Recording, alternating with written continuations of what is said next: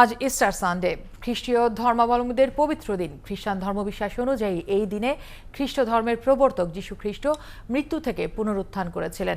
বিপদগামী ইহুদিরা যীশু খ্রিস্টকে ক্রুশবিদ্ধ করে হত্যা করেছিল।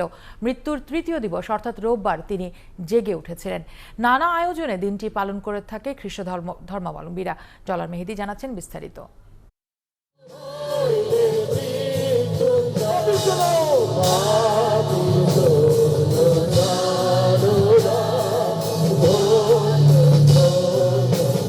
ভোরের আলো ফোটার পরপরই ইন্টার চার্চ ফেলোশিপের আয়োজনে ভাটারায় প্রায় ২,০০০ খ্রিস্টান ধর্মাবলম্বীদের নিয়ে শুরু হয় বিশেষ প্রাতঃকালীন উপাসনা।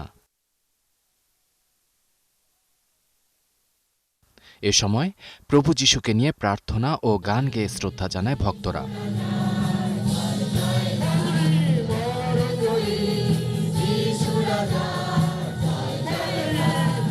ভক্তরা বলছেন, যীশু খ্রিস্টের পুনরুত্থানের মাধ্যমে সবাই পাপময় জীবন থেকে মুক্তি পেয়েছে। তাই রেষারেষি ভুলে সকলের মাঝে ভালোবাসার মেলবন্ধন তৈরি করতে হবে। আমাদের জন্য পাপের জন্য মৃত্যুবরণ করছে, এটা আমরা এই দিনটা পালন করি যে সে আমাদের ত্রাণকর্তা, মৃত্যুদাতা। আমরা প্রভুর সম্মুখে উপস্থিত হয়েছি। ঈশ্বর যেন আমাদের প্রত্যেকে আশীর্বাদ করে, যেন আমরা যতদিন বেঁচে থাকি যিনি প্রভুর ধন্যবাদ, প্রভুর গৌরব করতে পারি।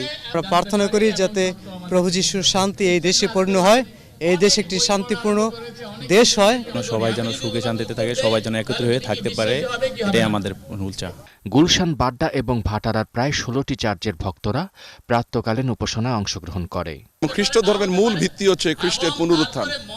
আমরা এই কথা বিশ্বাস করি যে তিনি পৃথিবীতে আসছেন এবং তিনি আমাদের পাপের জন্য তিনি মৃত্যুবরণ করেছেন এবং তৃতীয় দিবসে তিনি আবার পুনরুত্থিত হয়েছেন এবং প্রত্যাশা তিনি আমাদেরকে দিয়ে গেছেন যে আমরা যারা খ্রিস্টে বিশ্বাস করি আমরাও ঠিক একইভাবে মৃত্যুর পর পুনরুজ্জীবিত হব এবং তার সঙ্গে মধ্য আকাশে আমরা দেখা করব এবং স্বর্গে আমরা বাস করব। সকল খ্রিস্টান ধর্মাবলম্বীদের যীশু খ্রিস্টের পুনরুত্থান উপলক্ষে উপাসনায় অংশগ্রহণ নিশ্চিতে সরকারি ছুটি ঘোষণার দাবি জানিয়েছেন ইন্টার চার্চ ফেলোশিপ কর্তৃপক্ষ। ডলার মেহেদি, ৭১, ঢাকা।